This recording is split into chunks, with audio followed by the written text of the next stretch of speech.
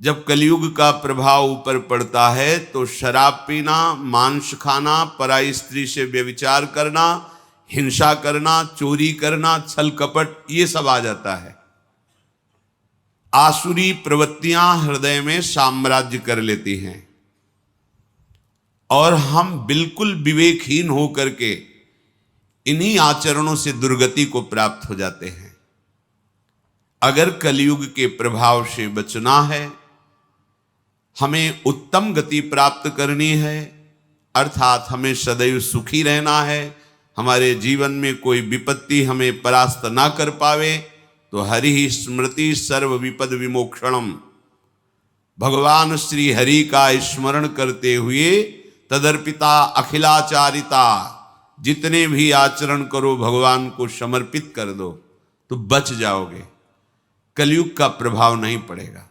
नहीं तो बड़े बड़े धर्मात्मा, विद्वान, ज्ञानी सबके ऊपर अपना प्रभाव डाल देता है। इस विषय में एक चरित्र वर्षों से चल रहा है। परम धर्मात्मा पुण्य श्लोक महाराज नल और उनकी पतिव्रता पत्नी दमयंती जी। कलयुग ने विचार किया हमारे राज्य में, हमारे शासन में कोई धर्मात्मा सुख प्राप्त कर सके, ये मुझे बर्दाश्त नहीं है।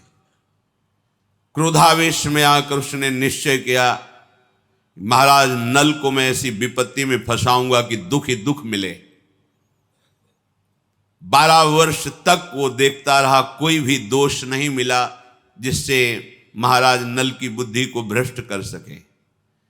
एक दिन चूक हो गई, राजकार्य के चिंतन में मगन होने के कारण लघु शंका किया और अपवित्र दशा में सूर्य अर्घादि तर्पण आदि किया, तो ये दोष हो गया।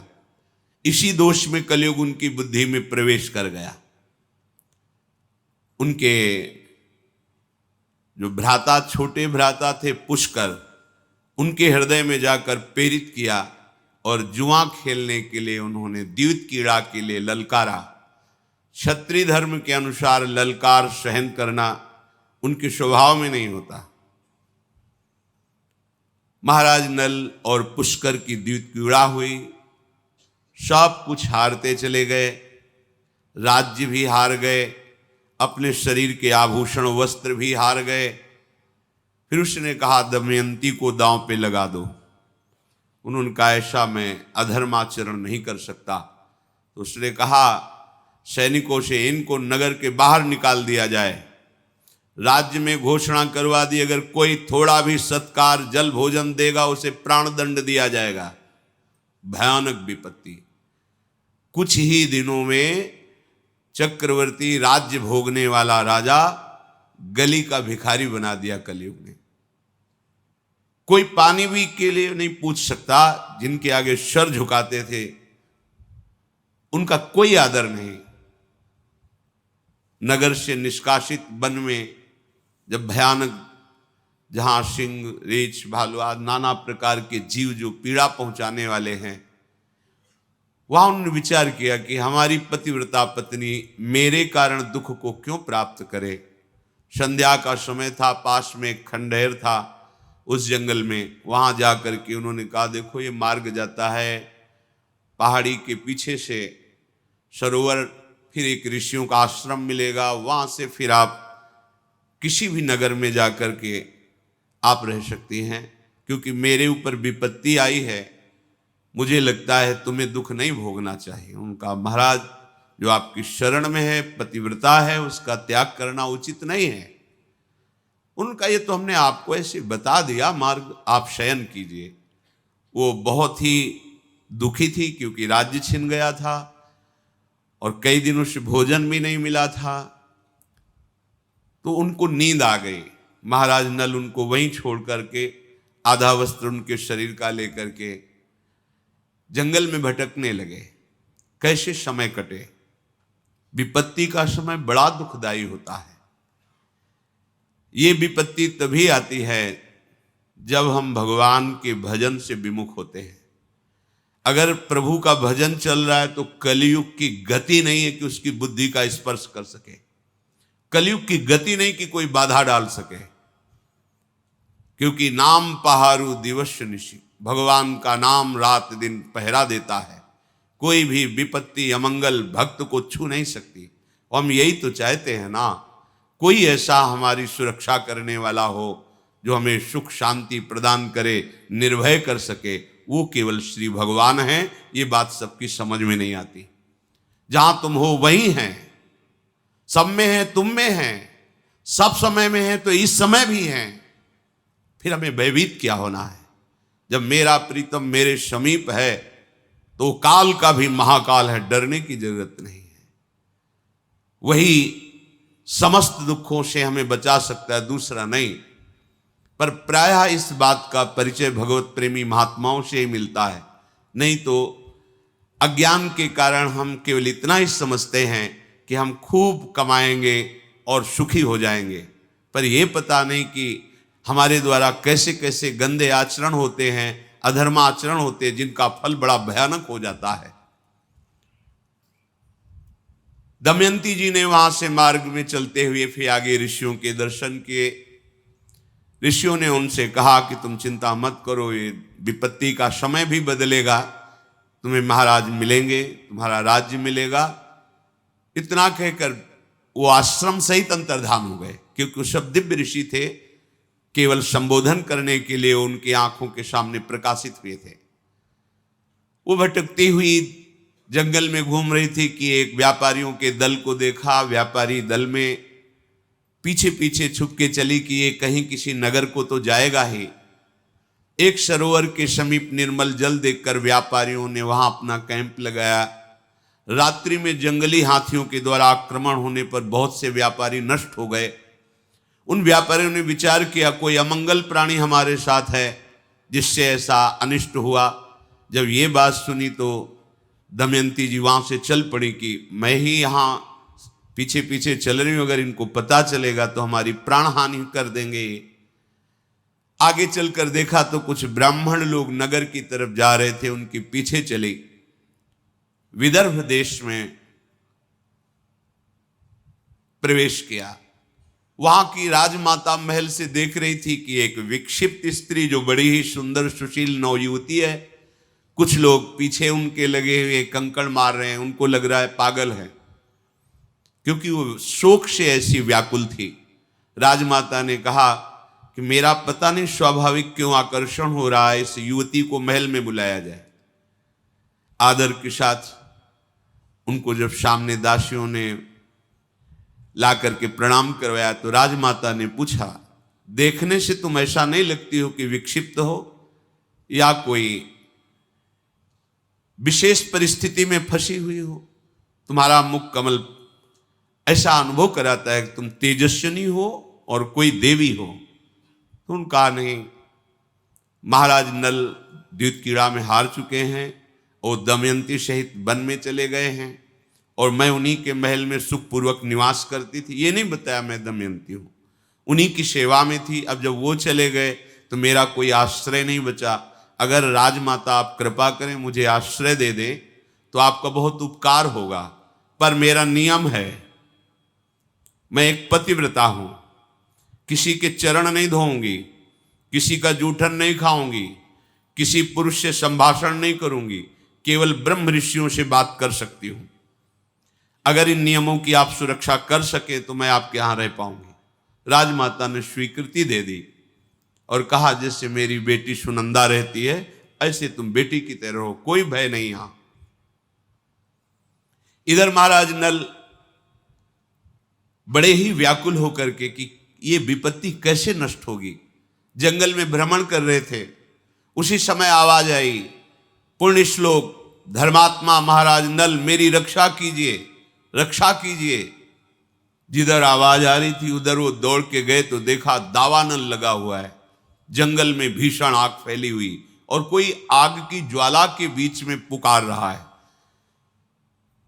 इन्होंने देवताओं को प्रसन्न किया था तो अग्नि भगवान ने वरदान दिया था कि कभी अग्नि की दाहिका शक्ति तुम्हें जलाएगी नहीं, अर्थात ज्वाला में तुम चंदन की तरह शीतल होते हुए जा सकते हो। वरुण देवता ने आशीर्वाद दिया था, जहां तुम चाहोगे वहीं जल प्रकट हो जाएगा। बड़ी देवताओं की आराधना की थी। तो अग्नि के प्रभाव से रहित उस ज्वाला में महाराज नल प्रवेश किए तो देखा बड़ा ही विशालकाय भयंकर करकोटक नाग कुंडली मारे बैठा हुआ है। नाग ने कहा, महाराज मुझे बचा लीजिए, मैं चल नहीं पा रहा हूं क्योंकि मुझे देवर्षि नारद का शाप हो गया है। मैंने उपहास कर दिया देवर्षि नारद का। संतों का उपहास करना पुण्य नाशक होता है। उस दिन से मैं जड़ की तरह यहीं पड़ा हूं। अब ये दावानल लग गया, मैं एक कदम भी नहीं चल सकता। मैंने देवर्षि से प्रार्थना की थी कि मुझे क्षमा कर दो, तो उन्होंने कहा था जब महाराज नल तुम्हें दर्शन देंगे तो उसी समय तुम हमारे शाप से मुक्त हो जाओगे। तो आप मुझे उठा करके यहां से बाहर कीजिए, मैं शाप मुक्त भी हो जाऊंगा और तुम्हारा मंगल करूंगा।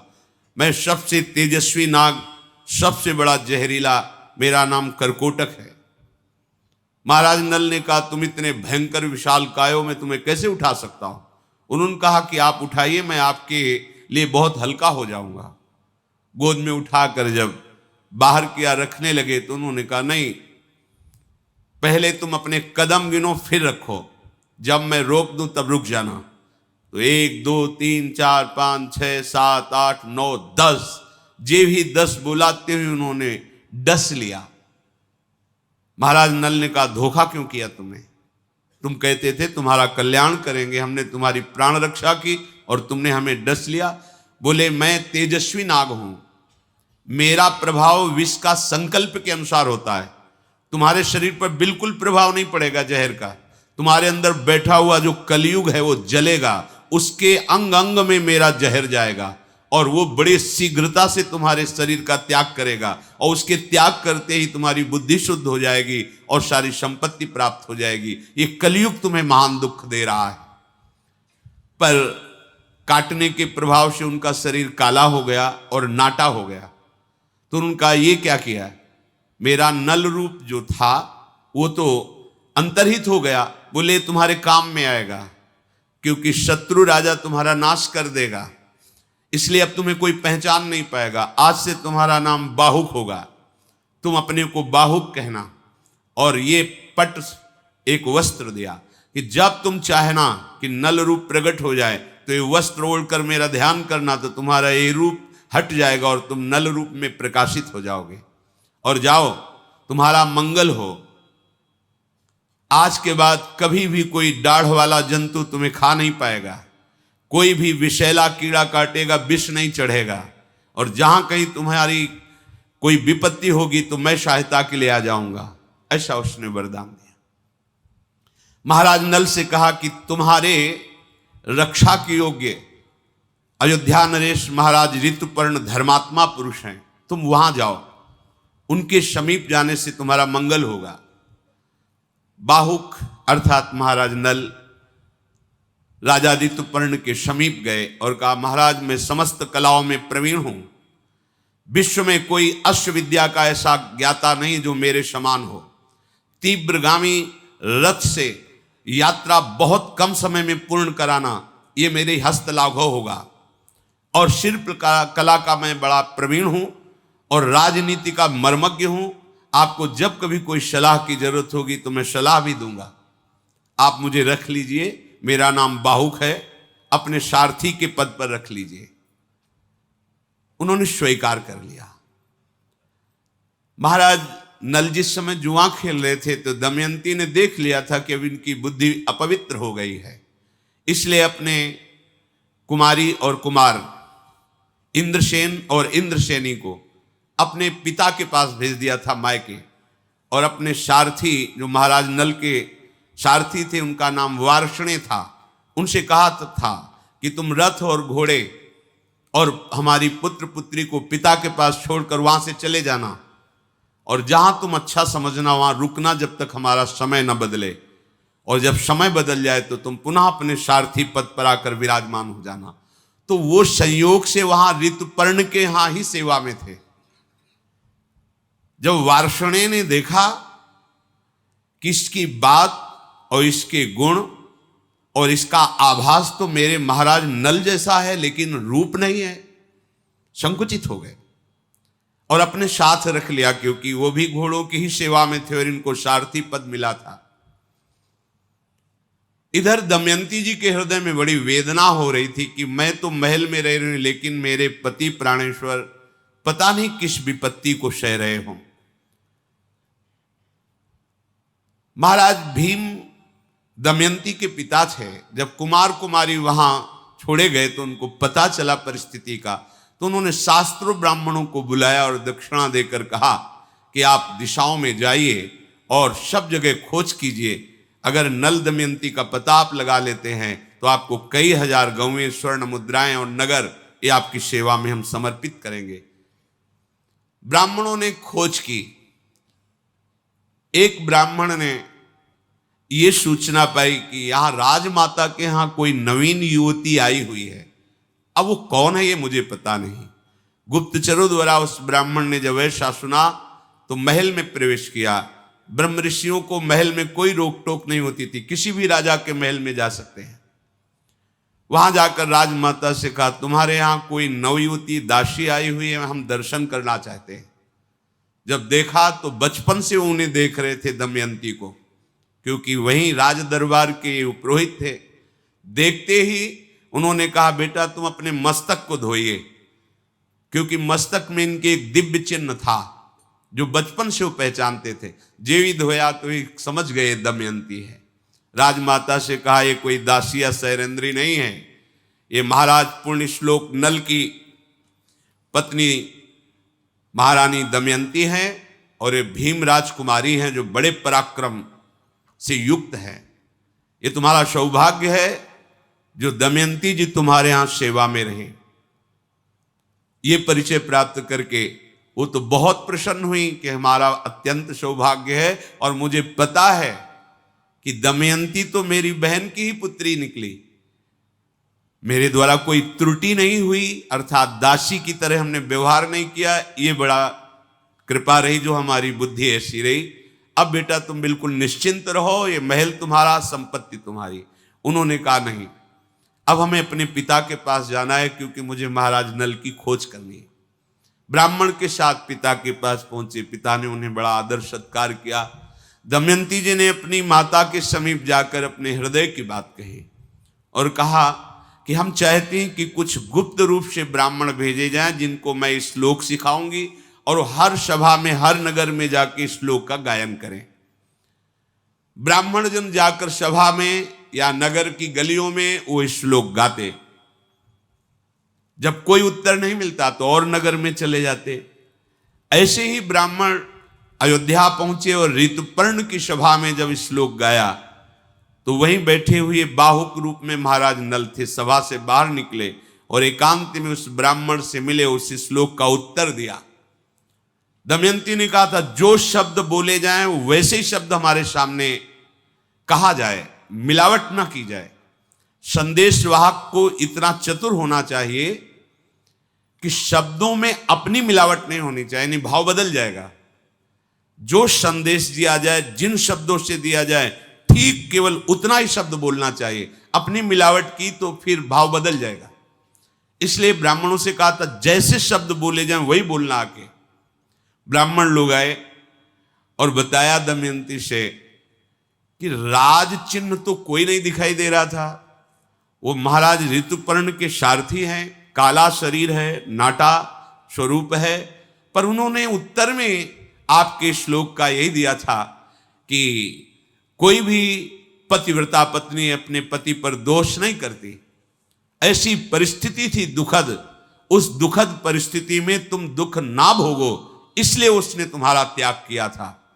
देख लो, वो तुम्हारे जीने के लिए, अन्न प्राप्त करने के लिए अपने अधो वस्त्र को भी स्वर्ण पंखों से युक्त पक्षियों को पकड़ने की चेष्टा की, तो वो पंख धारण करने वाले पक्षी वो कपड़ा भी लेकर उड़ गए। ये बात केवल महाराज नल जानते थे। दमयंती जी ने कहा, निश्चित महाराज नल ही हैं, दूसरा कोई नहीं, पर रूप क्यों नहीं है ये मुझे पता नहीं, क्योंकि ये हमारे और महाराज नल के बीच का संवाद केवल महाराज नल जानते हैं। दमयंती ने अपनी माता से कहा, मैं एक गुप्त कार्य करना चाहते हो जिसे महाराज पिता भीमसेन भी ना जान पाए और कोई नगर का एक भी नागरिक ना जान पाए। माता ने सहयोग दिया।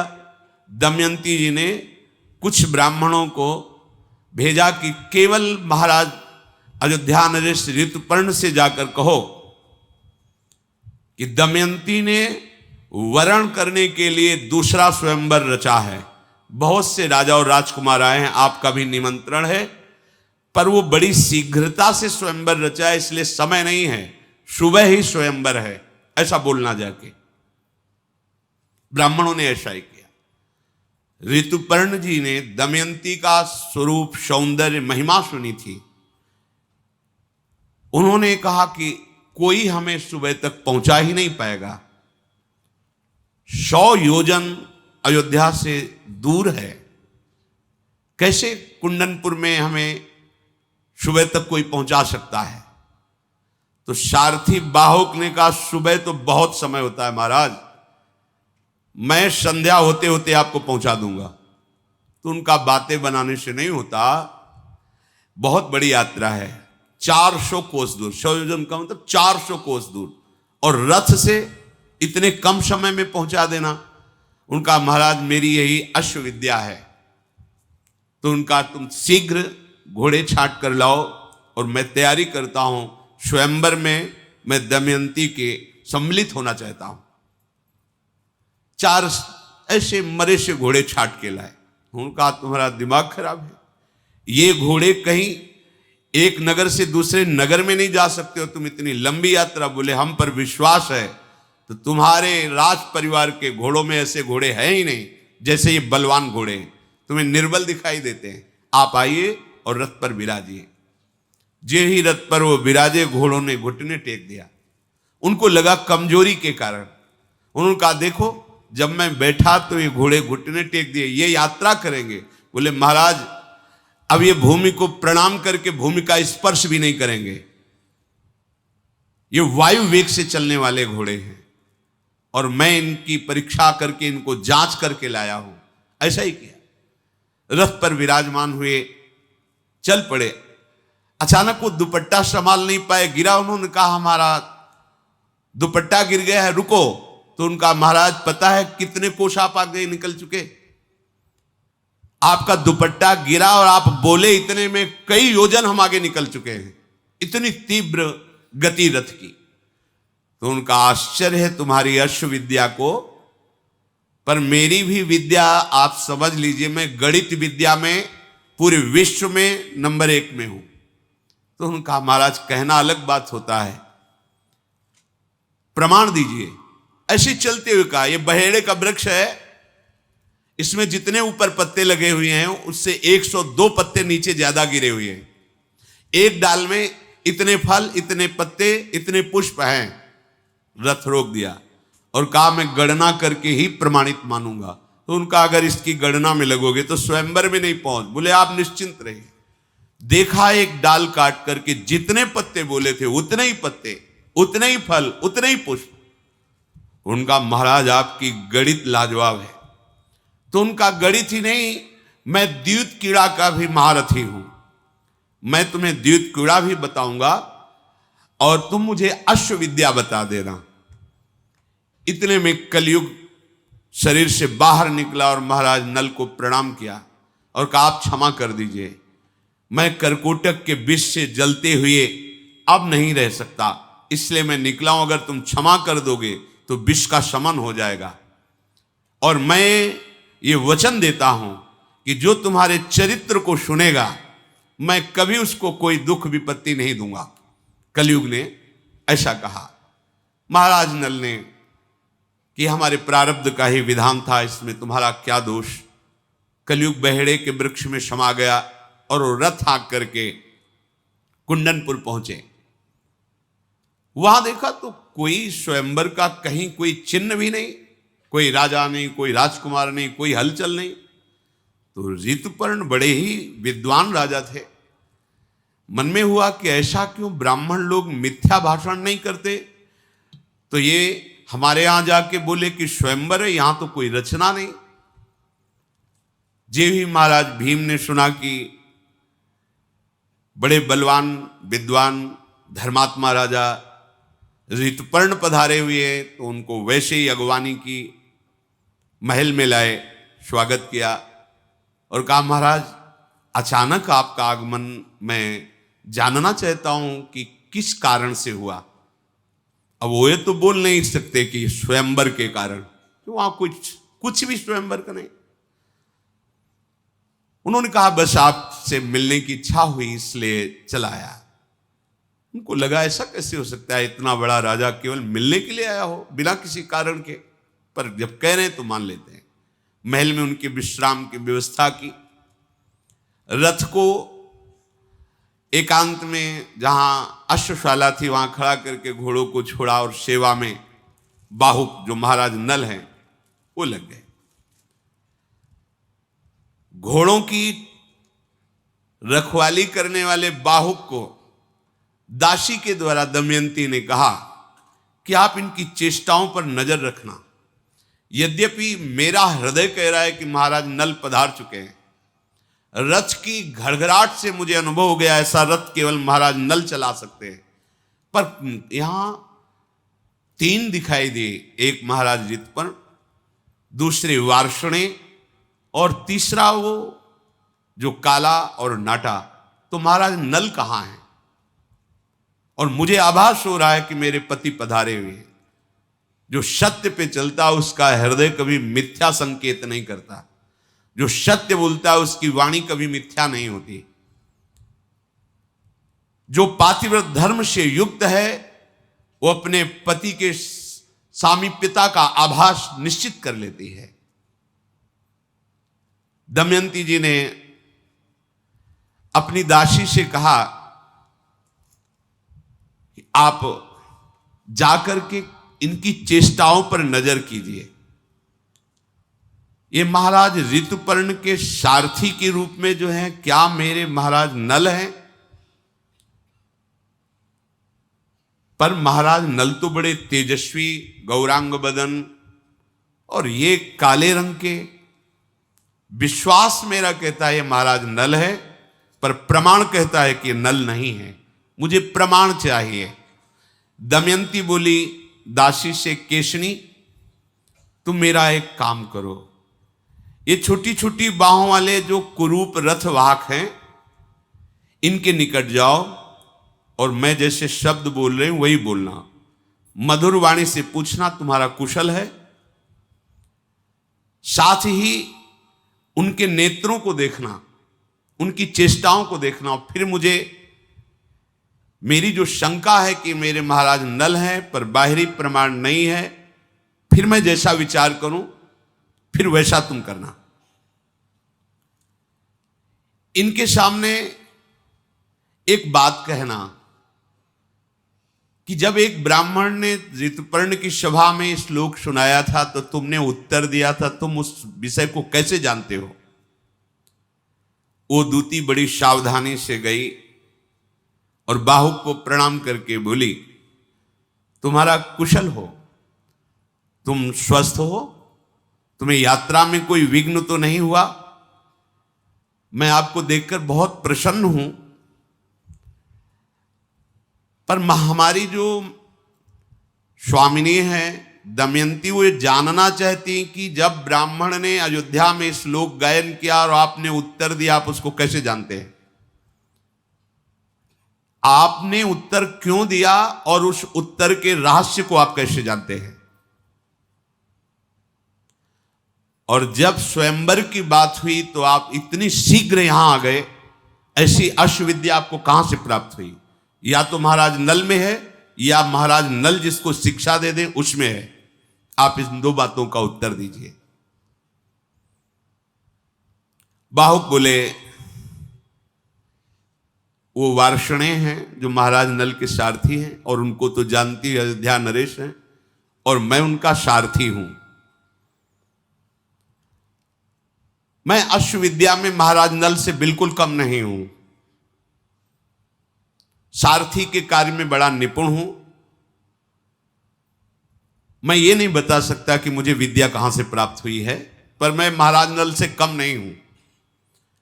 मुझे वेतन देकर ऋतुपर्ण ने अपनी सेवा में रखा है, और जो तुम श्लोक की बात कह रहे हो तो मैंने किसी से सुन रखा था, इसलिए मैंने उत्तर दे दिया। क्योंकि कोई पतिव्रता पत्नी को क्यों त्यागेगा जब तक वो भारी विपत्ति में नहीं होगा। भारी विपत्ति में भी उसके सुख को निमित्त बना करके त्यागा होगा, इसलिए मैंने वो श्लोक गान कर दिया। वो आकर के दमयंती से बोली कि आपने जो प्रश्न किया था उसका उत्तर ऐसा उन्होंने दिया है। हृदय में बहुत वो जल रहे कि अब भी कोई हमें संकेत नहीं मिल रहा कि हमारे महाराज नल हैं, पर मेरा हृदय कहता है कि मेरे महाराज नल हैं। कहा एक बार जाओ और कहो क्या उस पुरुष का एक कर्तव्य था कि जो प्राणपण से समर्पित शरणागत हो उसका त्याग कर दे किसी भी विधान से। दासी गई और जाकर के कहा कि जो शोकाग्नि में वैसे ही व्यथित थी, असहाय थी, तो क्या उस पुरुष को अपनी शरणागत स्त्री का त्याग करना उचित था? ये दमयंती जी ने प्रश्न किया है आपसे, क्योंकि आपने उस पुरुष के विषय में बोला है, तो क्या उस पुरुष को उचित था? उनके आंसू चलने लगे। उन्होंने कहा कि उसके हृदय में कितना बड़ा विचार दुखद आया होगा। वो किंकर्तव्य विमूढ़ हो गया था, उसके ऊपर कलयुग का प्रभाव था। कई कारणों से उन्होंने अपनी प्रिय पत्नी का त्याग किया, ना कि क्रोध से, ना कि दोष दृष्टि से। जिसके वस्त्र अपहरण कर लिए गए, जिसका राज्य अपहरण कर लिया गया, जो भटक रहा है दुखद परिस्थिति में, वो अपनी पत्नी को कैसे दुख देने की बात सोच सकता है? इस परिस्थिति में पत्नी को दुख ना मिले इसलिए उसने त्याग किया था। दमयंती जी ने जब ये उत्तर सुना तो उनका महाराज के सिवाय बात कोई कह नहीं सकता।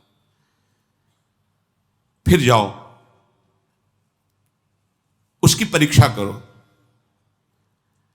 अब की बार कुछ बोलना मत, बस खड़ी रहना। जब वो कोई कार्य करे तो उसके कार्य पर दृष्टि रखना। उनको बोलो कि हमारे यहां कोई भूखा नहीं रह सकता, तुम आए हो, थक गए हो, भोजन पाइए, पर सब कच्चा लेके जाना, कुछ भी पका नहीं होना चाहिए। और जब वो पकाएं तब तुम थोड़ा सा निकाल कर मेरे पास ले आना और उनकी पकाने की विधि को देखना। वो आग्रह करें तो भी उनको जल और अग्नि, ये दो की सुविधा मत देना। तुम्हें जो जो लक्षण दिखाई दे वो अक्षरशः मेरे से आके कहना। दमयंती के ऐसे कहने पर उनकी दासी केशनी वहां गई और बाहुक से कहा कि हमारे यहां भूखा कोई नहीं रह सकता, महाराज तो महल में पा रहे हैं, आप स्वयं बना लीजिए। कुछ फल और कुछ रांधने की वस्तुएं जो भोजन में वो रखी और कहा आप स्वयं अपने अनुकूल बना लीजिए, आपको कैसा अनुकूल पड़ता है वो आप अपने अनुकूल बना लीजिए। पात्र रख दिए, भोजन रख दिया, ना किसी पात्र में जल ना कोई अग्नि। बाहुक ने ऐसे पात्रों को स्पर्श किया, जल भर गया, क्योंकि वरुण देव का आशीर्वाद था, तुम जैसे ही जल का चिंतन करोगे वहीं जल प्रकट हो जाएगा। खाद्य पदार्थों को धो करके और जो ही चढ़ाया और अग्नि का चिंतन किया तो अग्नि प्रकट हो गई। बिना कोई लकड़ी ईंधन के अग्नि स्वयं प्रकाशित हो रही है। इन चेष्टाओं को देखा, आश्चर्यचकित हो गई और वो अपने हाथ से अग्नि को संभाल रहे हैं। हाथ में कोई अग्नि जल नहीं, क्योंकि उनका वरदान था, जितना जल चाहिए उतना ही जल प्रकट हो जाता था। आश्चर्यजनक बात कि उनके हाथ में जो फूल स्पर्श हो जाए कभी मुरझाएगा नहीं। मसल दे तो भी फूल मसलेगा नहीं और सुगंधित और खिल जाएगा। पुण्यात्मा पुरुष थे। ये अद्भुत लक्षण देख करके उस शीघ्रता पूर्वक आई और दमयंती जी से कहा कि बाहुक की ये चेष्टाएं हमने देखी है। उनकी चेष्टाओं में दमयंती जी ने पूरे महाराज नल की शक्ति को देखा कि ये पावर तो केवल महाराज नल को प्राप्त है। उनका एक और परीक्षा करो, उनके पकाए हुए भोजन को लाओ, क्योंकि धर्मराज ने आशीर्वाद दिया था उस भोजन में अमृत का स्वाद मिलेगा। चारों देवता, देवराज इंद्र, अग्नि, वायु और धर्मराज, ये चारों बहुत प्रसन्न थे महाराज नल पर। बातचीत में लगाकर चतुर्दासी ने थोड़ा सा भोजन निकाला और वो दमयंती को जाके दिया। दमयंती ने जे ही पाया उनका पक्का पक्का ये महाराज नल हैं। अब मुझे पूर्ण विश्वास हो गया, अब कोई संशय नहीं, ये महाराज नल हैं। और वो व्याकुल होकर के रोने लगे। किसने से कहा है इंद्रसेनी और इंद्रसेन कुमार कुमारी को ले जाओ, उनके समीप जाओ, देखो उन बच्चों के साथ कैसी चेष्टा करते हैं। इंद्रसेना और इंद्रसेनी को जो ही समीप ले गए, महाराज नल जो बाहुक रूप में थे, कई वर्षों बाद अपने बच्चों को दौड़ पड़े, दोनों बच्चों से लिपट करके बहुत जोर जोर से रोने लगे। फिर एकदम सावधान हुए और दासी से कहा, बड़े प्यारे बच्चे हैं, मैं अपने बच्चों से बिलग हूं, इसलिए इन बच्चों को देखकर मुझे अपने बच्चों का प्यार आ गया, इसलिए दुलार किया। देखो तुम बार बार यहां मत आओ, बच्चों को ले जाओ और यहां मत आओ, कहीं कोई शंका न कर ले, अब दोबारा यहां मत आना। वो बच्चों को लेकर चली गई और पूरा वैसे बताया कि महाराज ऐसी ऐसी चेष्टा करके रोने लगे थे।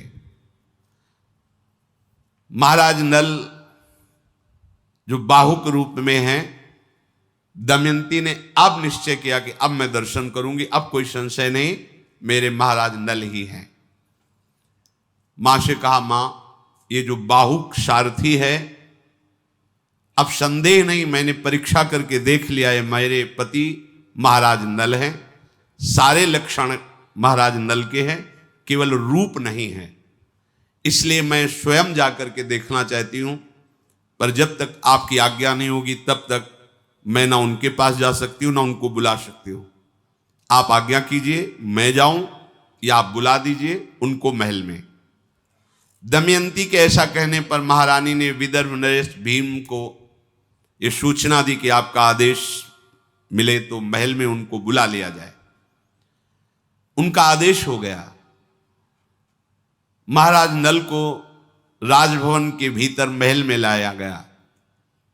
दमयंती ने राजा नल के नेत्रों में सब छुप सकता है लेकिन नेत्र नहीं छुप सकते। नेत्र से भाव प्रकट हो जाते हैं। कोई भी कैसा भी, अगर चोर भी है और आप सही नेत्रों में नेत्र मिलाए तो नेत्र बता देंगे। उनके नेत्रों में, प्रेमी है तो नेत्र से पता चल जाएगा, द्वेषी है तो नेत्र से, छल कपट है तो नेत्र, सब छुपा सकते हो, नेत्र नहीं छुपा सकते, पर नेत्र पहचानने की योग्यता हो तब। दमयंती जी ने जे ही नेत्र मिलाए, महाराज नल के नेत्रों से आंसू बहने लगे। दमयंती जी ने कहा, ऐसा कोई धर्मज्ञ पुरुष नहीं है जो अपनी प्रिया को अकेले में दुखद परिस्थिति में छोड़कर चला जाए।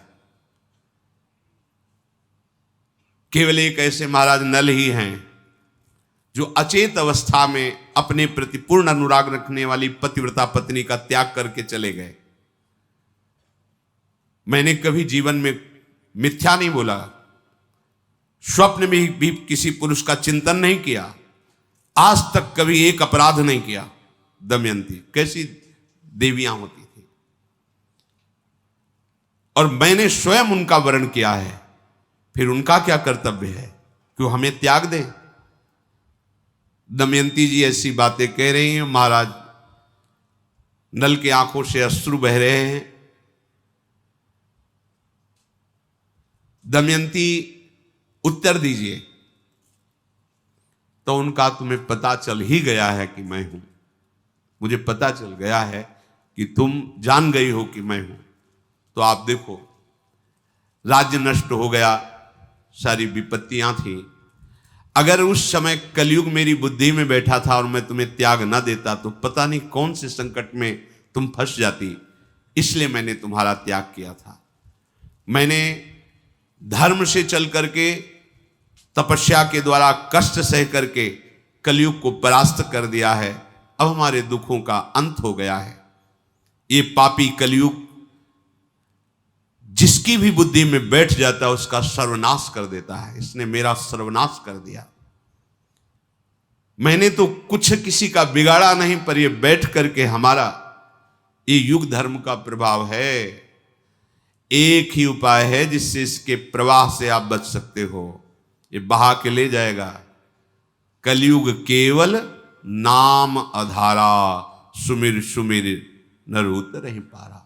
यदि नाम जप करोगे तो तुम्हें कलयुग का प्रभाव परास्त नहीं कर पाएगा। ये अपने प्रवाह में प्रवाहित, मान लीजिए बड़ी दुर्गति होती है, ये तो जीवन की बात है, मरने के बाद जो गति होती है आप उसको ये मत समझिए कि नहीं नहीं कोई नरक नहीं, कोई गति दुर्गति नहीं होती, तुम्हारे कहने से नहीं होगा।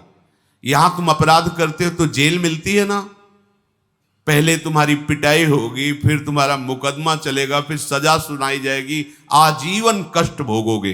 एक गलती का फल आजीवन। तो जैसे कहा जाता है कि हजारों वर्ष तुम्हें नरक भोगना पड़ेगा। आपको लगता है अरे ये तो बातें केवल बना रहे हैं, तो गलती तो तुमने एक की थी, आजीवन कारावास क्यों मिला? तो सोचो, यहां एक गलती अगर साबित हो गई हिंसात्मक, व्यभिचारात्मक, तो उसका परिणाम आपको जीवन भर क्लेश भोगना पड़ता है। तो क्या तुम जो पापाचरण कर रहे हो इसका परिणाम तुम्हें नरक नहीं भोगना पड़ेगा? तुम्हारे ना कहने से थोड़ी हो जाएगा। समझो, तुम्हारे ना कहने से हो जाएगा। अरे कोई राजकीय कानून नहीं है, जो मन आए सो करो करो। जब फंस जाओगे, प्रमाणित हो जाओगे, तो तुम्हें खुद पता चलेगा। तो सत्संग के द्वारा, शास्त्र श्रवण के द्वारा अपने लोग जान रहे हैं कि भयानक वेदना, दंड दिया जाता है नरक में अगर हम ऐसे ऐसे आचरण करेंगे। और ये आचरण करवाने में समर्थ है कलयुग, इसका प्रभाव है। बच सकते हो तो केवल भगवान नाम से। इसीलिए चीख चीख के कहते हैं कि शाप साधनों को करने की सामर्थ्य अब नहीं रह गई कि आप तपस्या करो, आप जितेंद्रिय हो करके प्राणायाम करके और समाधि भाव। न शरीरों में ताकत रहेगी, न आहार में ताकत रहेगी, न बुद्धि में ताकत रहेगी। एक बात सबको ही कर सकता है, बच्चा हो, बूढ़ा हो, कोई पढ़ा लिखा हो ना हो, जो जहां जैसे भी, राधा राधा राधा राधा। इसके लिए तुम्हें कोई ये शर्त नहीं रखी जा रही कि ऐसे हो तो राधा बोलो, नहीं, जैसे भी हो, जहां भी हो, राधा राधा राधा। तो कलयुग की क्या बात है, काल भी बाधा नहीं पहुंचा सकता। विश्वास कीजिए, काल भी बाधा नहीं पहुंचा। जहां राधा वहां कहां बाधा। और नहीं, चाहे जितने शुभ कर्म कर लो, बख्शेगा नहीं कलयुग। देखो ये शुभ कर्म करने वाले पुण्य श्लोक महाराज नल का चरित्र इसीलिए गान करके कहा कि तुम कितना पुण्यात्मा होगे, इन जैसे महापुरुषों जैसे थोड़ी होगे। कैसी विपत्तियां, कैसे दुख, कैसे संकट भोगने पड़ रहे हैं। तो राधा राधा कहने से संकटों से बच जाएंगे क्या? पहली बात, तस्मात् शास्त्रम प्रमाणम ते। कोई बात केवल भावुकता पूर्वक कही जाए तो भी अच्छा है, लेकिन प्रमाण युक्त। हित सजनी स्वरूपा महाप्रभु हरिवंश चंद्र जी महाराज कह रहे, अनुलिख्यानंतानपि तदप राधान मधुपतिर महाप्रेमा विष्टम तो परम देयम विमृशति तवैकम श्री राधे गृणत इह नामामृत रसम महिम्नः कः सीमाम स्पृशति तौ दास्यैक मनसाम। कि जिसने केवल इतना सीख लिया है, राधा राधा राधा, तो लालजू ही महाराज संपूर्ण न्यायाधीशों का न्यायाधीश है। सुप्रीम पावर लालजू महाराज है। सब मुकदमा हो गया, फांसी की सजा सुना दी गई, लेकिन राष्ट्रपति ने क्षमा कर दिया तो खत्म खेल। ऐसे ही महान पापी हो, महान अपराध किया है, लेकिन भगवान श्री कृष्ण ने तुम्हें क्षमा कर दिया। अहम त्वाम सर्व पापेभ्यो मोक्षयिष्यामि मा शुचा, खत्म खेल। तो हित सजनी स्वरूपा हरिवंश महाप्रभु कह रहे अनुल्लिख्यानंतान पितदपराधान मधुपतिर। चूक की बात नहीं कह रहे, अपराध की बात कह रहे। कितने बोले अनंत। यदि तुम राधा राधा राधा राधा ऐसा रट रहे हो तो इस नाम के प्रताप को जानने वाले श्री कृष्ण चंद्रजू तुम्हारे पूर्व के सारे पाप नष्ट कर देंगे और आगे के लिखेंगे नहीं। अनुल्लिख्यानंतान पितदपराधान मद। फिर महाप्रेम से युक्त होकर विचार करते हैं किसने राधा नाम लिया है, क्या दें। तो ये माईक वस्तुएं राधा नाम के बराबर थोड़ी हो सकती है। तो आविष्ट होकर के उसको प्रेम प्रदान करते हैं, उसके पीछे पीछे डोलते हैं। बोले लाडली ये तो आपके नाम की महिमा हुई, और कहीं किसी ने आपके चरणों का शरणागत भाव लेकर आपकी सेवा की भावना, दासत्व की भावना कर ली तो उसको क्या देंगे। ये तो केवल नाम की महिमा, राधा नाम की महिमा। कलयुग की कोई चाल नहीं चल सकती, काल की कोई चाल नहीं चल सकती। जब आप राधा राधा राधा राधा रटेंगे ना तो राधा नाम का एक प्रभाव है। जैसे हमारी राधा किशोरी का स्वभाव है, ने कहूं न रिस कहूं भूल हूं न होत सके, ऐसे एक प्रभाव है राधा नाम का। प्रगटित प्रेम प्रकाशम सकल जंत शिशिरी कृत चित्तम गत कल तिमिर समूहम निर्मल अकलंक उदित जग चंद्रम। कलयुग की कोई भी चाल राधा नाम जापक के ऊपर नहीं प्रभाव डाल पाएगी। और प्रगटित प्रेम प्रकाशम, हृदय में प्रेम को प्रकाशित कर देगा। ऐसा ज्ञान का चंद्रमा शीतलता प्रदान करते हुए उदय होगा, कोई भी अज्ञान की आकर्षणकारी मायामयी वृत्तियां आपको परास्त नहीं कर पाएंगी। विशद चंद्र तारा तने शीतल किरण प्रकाश अमृत सींचत मम हृदय सुखमय आनंद रास। सुखमय आनंद रास सकल जन शोक हर समुझ जाए शरण ते डरत ना काल डर। दियो दान तिन भय द्वंद दुख सब घटे नित नित नव नव प्रेम कर्म बंधन कटे। कटे कर्म बंधन संसारी सुख सागर पूरी तति भारी। विधि निषेध श्रृंखला छुड़ावे निज आलय बन आन बसावे। और आलय बन बसत संग पारस के आयस कनक समान भयम। मांगो मन मनसी दास अपनी करी पूरन काम सदा हृदयम। हो गई बात, श्री जी के पास पहुंच गए। राधा राधा राधा, जितने भी श्वासें हैं, कोई भी हो कहीं भी हो, इससे सहज अमृत में बात नहीं मिल। राधा राधा राधा, कोई भी बाधा स्पर्श नहीं कर सकती। गरजते हुए तुम्हारा जीवन व्यतीत होगा, गरजते हुए। हरिवंश भरोसे भय निडर और नित गरजत हरिवंश बल, ये बल प्रकट हो जाएगा तुम्हारा। हा हरि रा राधा वा वृंदावन सा सहचरी।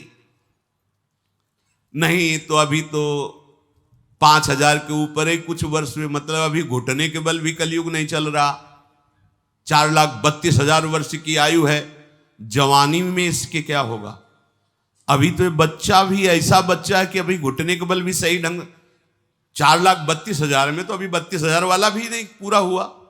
4,32,000 वर्ष की आयु है, अभी तो 5,000 कुछ वर्ष हुए होंगे कलयुग को लगे हुए। थोड़ा तो लाख में पहुंचने दीजिए, फिर देखना। भाव भ्रष्टाचारा सब संसारा धर्म सुने नहीं काना। कलिकाल बिहाल किए मनुजा नहीं माने को अनुजा तनुजा। आने तो दो, ये मत सोचो कि अगला जन्म होगा तो हम भजन करके सिद्ध हो जाएंगे। बिना भजनानंदी सिद्ध महापुरुषों के आश्रय के भजन होता ही नहीं। भजन कोई छोटी मोटी बात नहीं। और कलिकाल का जैसा प्रचंड रूप बढ़ता चला जाएगा, ये सब अपने को नहीं मिलेगा।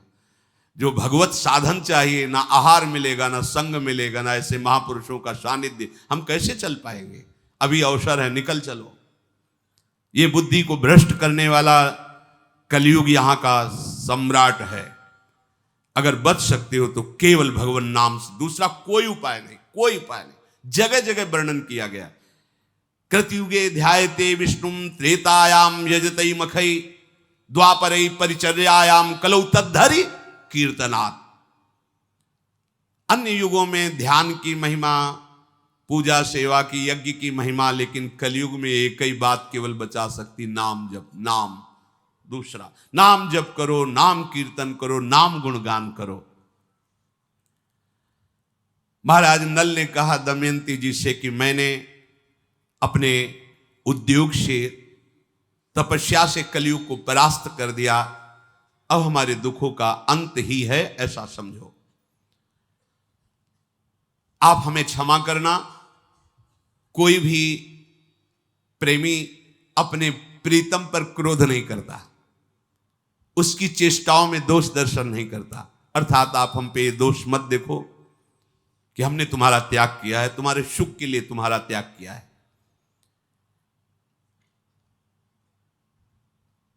ये जो तुमने पूरे देश में फैलाया कि तुम दूसरा स्वयंवर करना चाहते हो, ये बात मुझे नहीं पची। महाराज नल ने कहा, क्या ऐसे पवित्र हृदय वाले को दूसरा स्वयंवर करने की बात भी सोचनी चाहिए? ये बात सुन करके दमयंती जी कांप गई। और उनका तुम्हें पता होना चाहिए, ये कहीं सूचना नहीं कि मैं स्वयंवर कर रही हूं। ये केवल आपको लाने के लिए, केवल आपके महाराज ऋतुपर्ण के पास, ये ना यहां हमारे पिता को पता है, ना पूरे देश को किसी को पता है। ये केवल आपको पता है और महाराज ऋतुपर्ण को, क्योंकि ऋतुपर्ण आएंगे तो आप आएंगे, इसलिए मैंने ये बात कही थी। वस्तुतः यहाँ कोई स्वयंवर नहीं, किसी को सूचना नहीं गई है। ये योजना केवल आपके दर्शन के लिए हमने की थी कि आपको हम कैसे ढूंढ निकालें। मैं अच्छी तरह जानती हूं कि इस जगत में पातिव्रत धर्म का पालन कैसे किया जाता है। अगर आपको थोड़ा भी संशय हो तो जिन देवताओं की आपने आराधना की वही देवता मेरे भी हैं। मैं उन देवताओं से प्रार्थना करती हूं, मैं सत्य हूं, पवित्र हूं, मन वचन कर्म से कभी किसी पुरुष का भी चिंतन नहीं किया, तो प्रकट होकर साक्षी दे कि मैं पवित्र हूं। जे ही ऐसा कहा तो त्रिलोकी में विशेष शक्तिशाली 3 देवता, वायु देवता, सूर्य देवता, चंद्र देवता प्रकाशित हुए और उन्होंने कहा कि एक एक शब्द परम पवित्र है दमयंती का, कहीं इनके मन में, वचन में, कर्म में, तीनों में अन्य भाव नहीं। उत्तम के बस असमन माही, सपन हुआन पुरुष। कैसी मर्यादा, कैसे सतित्व, कैसा पातिव्रत धर्म। इसीलिए सारी सिद्धियां प्राप्त हो जाती हैं। जो एक यति को गति होती वही एक सती की होती है। एक महात्मा कश्यप नाम के थे, वो तपस्या कर रहे थे, तो एक वृक्ष के नीचे बैठे ध्यानस्थ थे, तो एक बगुली ऊपर से बीट कर दिया तो उनके माथे पे गिरा।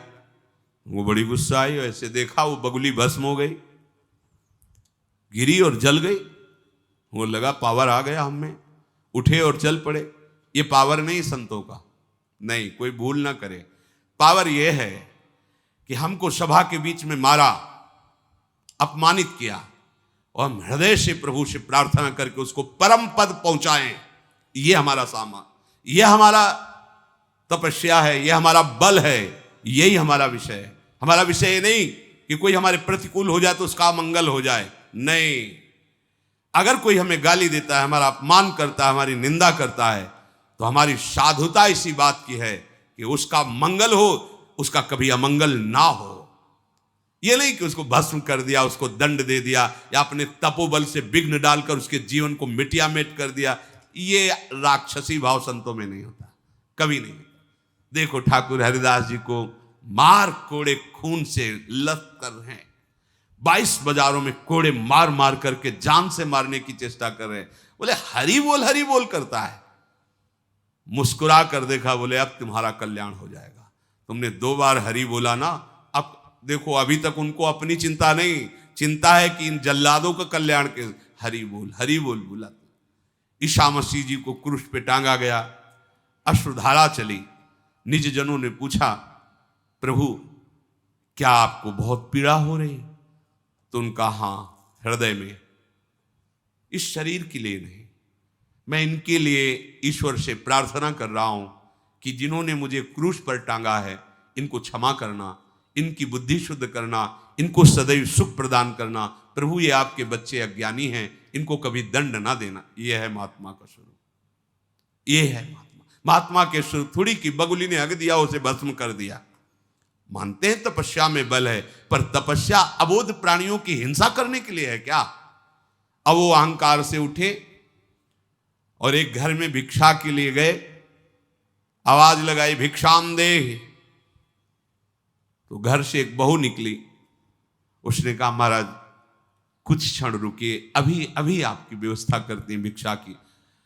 और दूसरे दरवाजे से उनके पतिदेव पधारे, तत्काल वो भूल गए। पतिदेव का आगमन होते ही उनकी परिचर्या में रह गए। जब उनको जल पिला लिया तब कहा, आपके घर के द्वार पर भिक्षावृत्ति के लिए कोई भिक्षुक महात्मा खड़े हैं, आपकी आज्ञा हो तो उनको भिक्षा दे आए। उनका अवश्य अवश्य, अगर आप पहले बता देती तो आप पहले ही चली जाती। उनका नहीं, हमारा पहला कर्तव्य है आपकी सेवा करना। वो आपके भवन में आए, इसलिए आपसे आदेश की आवश्यकता है। नजदीक गए तो बहुत गुस्सा हुए वो, क्योंकि बगुली को जला चुके थे। उन्होंने इतना विलंब कैसे हुआ? तो उनका, महाराज मैं एक पतिव्रता हूं, मेरे लिए मेरे पति से बढ़कर कोई नहीं है। अगर आपको भिक्षा देने आई तो उनके भवन में आप आए, इसलिए मेरा आपके प्रति आदर भाव पति के भवन में आने के कारण है। और मेरे पति पधारे तो मैं उनके स्वागत में उनको बैठाया, जल पिलाया, फिर आदेश लेकर। तो मुझे जानती नहीं हो? तो जानती हूं। वो पेड़ की बगुली मत समझ लेना। उस देवी ने कहा, वो पेड़ की बगुली मत समझ लेना कि तुम गुस्सा से देखोगे भस्म हो जाओ। अभी तुम बच्चे हो, अभी तुम्हें पता ही नहीं तपस्या किसे कहते, धर्म किसे कहते। एक अबोध प्राणी को भस्म करके तुम अपने को सिद्ध समझ। होश उड़ गए उनके, क्योंकि वहां कोई था नहीं। अब तो घबरा गए, हाथ जोड़ा और कहा, देवी तुम तो एक घर की बहू हो, श्रृंगार की हुई, ना कोई तपस्या, ना तुम कैसे जानती हो? बोले, मुझे तीनों कालों का ज्ञान है, केवल अपने पति की आराधना करने पर। मैं अपने पति को भगवान मानती हूं, मन वचन कर्म से उनकी सेवा में रहती हूं, कभी मिथ्या छल कपट नहीं करती, इसलिए मुझे पूरा तीनों काल का ज्ञान है। क्या हुआ है, क्या हो रहा है, क्या होगा, तीनों का ज्ञान है। अभी तुम अबोध हो, तुम्हें ज्ञान की आवश्यकता है। कहां जाऊं? बोले, जाओ, एक व्याध है, उन व्याध के पास जाओ, वो तुम्हें बताएंगे कि ज्ञान किसे कहते हैं। व्याध हमें ज्ञान देगा? ब्रह्म ऋषि वो। बोले, जाओ तो तुम। वहां गए तो शुरू था, कितने किलो चाहिए? बोले, आधा किलो। बोले, ये ज्ञान देगा? और चलने लगे तो उनका, सुनो सुनो महाराज, वो पतिव्रता ने भेजा है ना, थोड़ी देर रुको, ग्राहक निपटा ले, फिर आपसे बात करते हैं। बिना फोन का। बोले, बताओ। हम तो यहाँ त्रिकाल स्नान करते हैं, प्राणायाम, संध्या, गायत्री, तब, और ये मांस वेशा इसको पता है? जब तो बोले, मुझे बड़ा आश्चर्य हो रहा, आपको कैसे सिद्धि प्राप्त हुई? बोले, मैं अपने माता पिता को भगवान मानता हूं, आठों पहर उनकी सेवा करता हूं, व्याध कुल में जन्मा हूं, इसलिए कुल का कर्म करता हूं, कोई हिंसा नहीं करता हूं, कोई झूठ छल कपट नहीं करता हूं। घर ले गए तो सिंहासन में बूढ़े माता पिता थे, साष्टांग प्रणाम किया और दिखाया कि मैं आठों पैर जैसे भगवान की सेवा की जाती है, अपने माता पिता की सेवा करता हूं, इनको मैं अपना भगवान मानता हूं, इसलिए मुझे तीनों काल का ज्ञान प्राप्त हो गया। जैसे पुंडरीक जी अपने माता पिता को भगवान मान, तो विट्ठल भगवान उनके दर्शन देने के लिए आए थे। अगर हम अपने धर्म से युक्त हैं तो धर्म का बड़ा प्रताप होता है। दमयंती जी ने कहा, मेरी पवित्रता को प्रमाणित करने के लिए तीनों देवता प्रकाशित हो गए, सूर्य, चंद्र, वायु, महाबली वायु, और कहा, मैं प्रमाण देता हूं, साक्षी हूं। क्योंकि सूर्य चंद्र क्यों प्रकट हुए? रात्रि में भगवान चंद्र की साक्षी रहते, दिन में भगवान सूर्य, और दिन रात्रि दोनों के साक्षी वायु देवता होते हैं। वायु के बिना जी नहीं सकता कोई, इसलिए प्रधान तीन देवता प्रकट हुए और कहा, आज तक मन वचन कर्म से दमयंती जी ने कभी किसी और का चिंतन ही नहीं किया। अंतरिक्ष लोक में वायु देवता, चंद्र देवता और सूर्य देवता ने कहा कि दमयंती पूर्ण निष्पाप है, जीवन में कभी पापाचरण नहीं। कैसे महाभागवत जन है। तुम्हारी प्राप्ति के लिए दमयंती, आज भी देखो, जो वस्त्र तुमने काटा था, आधा ले गए थे, वही ओढ़े हुए हैं। जल से केवल पवित्र हो जाती थी, कभी उपटन लगा के स्नान नहीं किया, कभी श्रृंगार नहीं किया, कभी आभूषण धारण नहीं किए। दमयंती परम पवित्र है, आप बिना किसी प्रश्न के इनको स्वीकार करें। दमयंती जी को महाराज नल ने हृदय से लगाया और कहा कि अब तुम बाहु के हृदय से नहीं लगी हो। देखो, करकोटक नाग का स्मरण करके जे ही वस्त्र रखा उन्होंने दिया था, तो वो नल रूप से प्रकाशित हो गए। नल रूप जे ही प्रकाशित होया, दमयंती जी ने बहुत प्रसन्न होकर के अपने पिता माता से कहा, आज हमारे मनोरथ सफल हो गए हैं। जैसे चंद्रोदय होने पर शीतलता छा जाती है, ऐसे पूरे नगर में उत्सव मनाया गया। दमयंती के माता पिता ने बड़ी सेवा की दोनों की, इसलिए फिर उन्होंने अनुमति मांगी कि अब मुझे अपने राज्य जाना है। राजा नल ने विनीत भाव से ससुर को प्रणाम करके कहा कि आपकी बड़ी कृपा रही, अब आप मुझे आशीष दीजिए, मैं अपने राज्य को जा रहा हूं। जो विपत्ति में सहयोग करे वही रिश्तेदार, वही मित्र, पर प्राय ऐसा कम होता है। विपत्ति में लोग मुख फेर लेते हैं। कोई बिरला ही जो धर्मात्मा पुरुष भगवत भाव वाला हो वही सहयोग करता है। नहीं, विपत्ति में फंसे हुए को चाहे जितना सगा संबंधी हो, हमने देखा है, भ्रमण के समय देखा है, जीवन में देखा है, प्रभु के सिवा कोई साथ देने वाला नहीं दिखाई देता। जब ये पता चलता है ना कि ये किसी काम का हमारे नहीं रह गया, तो कोई प्यार नहीं करता, कोई साथ नहीं देता। और ये तब तक समझ में नहीं आता जब तक विपत्ति नहीं आती। इसलिए बड़े बड़े संतों ने कहा है कि विपत्ति बहुत बड़ा मित्र है, जो असली चेहरा संसार का दर्शन करा देता। जो थोड़े दिन होए, हित अनहित या जगत में जान परे सब। कौन वास्तविक मेरे से प्यार करता है ये पता चलता है विपत्ति में। महाराज, आपने विपत्ति में मेरा सहयोग किया। आपने जो सहयोग किया उसका थोड़ा सा और आप सहयोग कीजिए कि मेरे को कुछ संपत्ति दीजिए, क्योंकि मैं अपने राज्य को वापस लाने के लिए एक बार जुआ फिर खेलूंगा जाके। तो बहुत से अश्व, 16,000 बलवान हाथियों को स्वर्ण से आभूषित करके, 600 पैदल सैनिक और 150 सुंदर स्वर्ण जटित रथ महाराज नल को दिए। बड़ी स्वर्ण अशरफियां आप जाइए। हमारा राजा नल अपनी सब वैभव के साथ अपनी राजधानी में गए और पुष्कर से कहा कि आओ, हमने संपत्ति एकत्रित कर ली, अब जुआ होगा।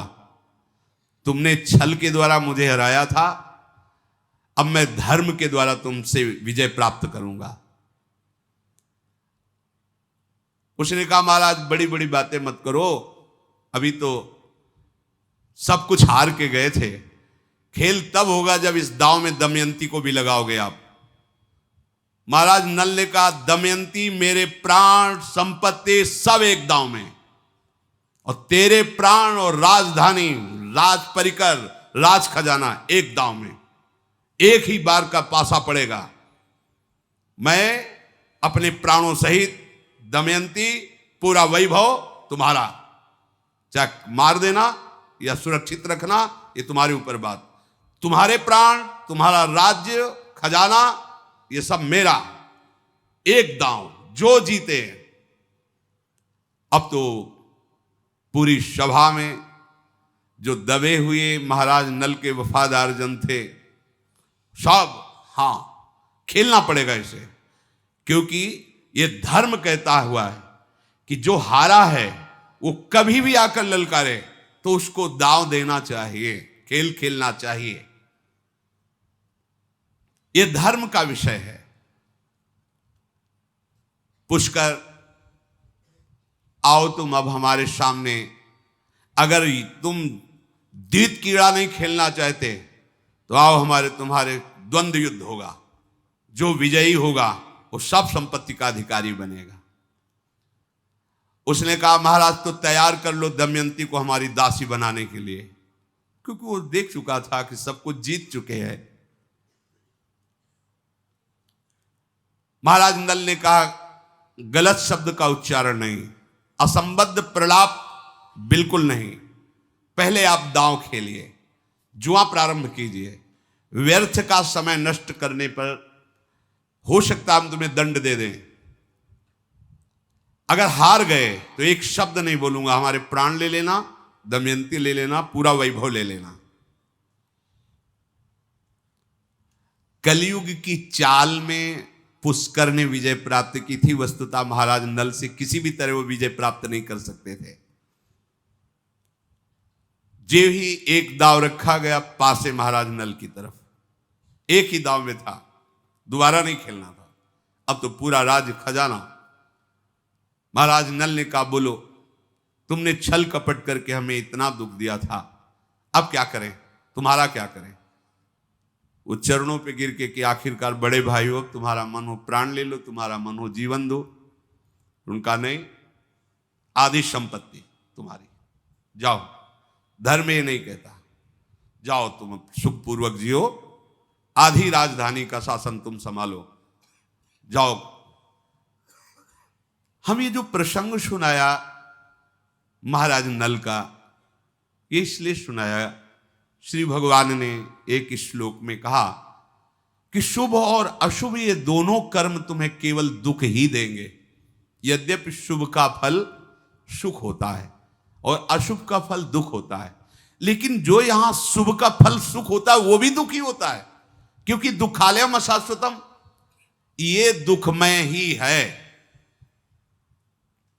तो आप अपने जीवन को सुखद बनाने के लिए और जीवन के परिणाम को महासुखद बनाने के लिए भगवान श्री हरि के चरणों का आश्रय लेकर निरंतर भजन करने का अभ्यास करें। भगवान मंगल भवन है, सबका मंगल करेंगे, सबके दुखों को मिटाएंगे, सबके संकटों को मिटाएंगे। एकमात्र वही ऐसी सामर्थ्य रखते हैं, दूसरा कोई नहीं। श्री राधा वल्लभ लाल की।